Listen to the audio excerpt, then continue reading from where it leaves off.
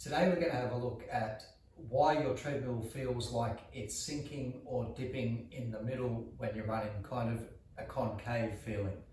So the feeling you will get is here, as you're walking on it, it'll feel like it's sinking into the ground. So the reason for that essentially is that as you're walking, you're pushing down on this part here, and you will find that this part here has a really big split in it, or it's just about to have a split.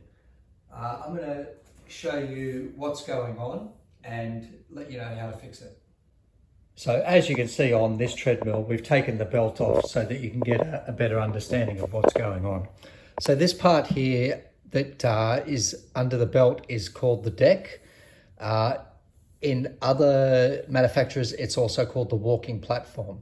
But if you have a look on the top here, this should be a nice smooth surface. It's kind of hard to tell, but you can see there's a few wear marks in here. But the real telltale sign is when we flip the treadmill up, and underneath you will see that it's starting to splinter and crack under there. Now, as soon as you see that, you need to replace this deck. There's no other way to do it. You can try and put a support across this part here. It very rarely works. I've done it a couple of times. Not very successful. So honestly, the only way to fix it is to replace this deck, because it will splinter more and more. I've got another deck over here from another treadmill, and you will see this one here has a split straight down the middle here.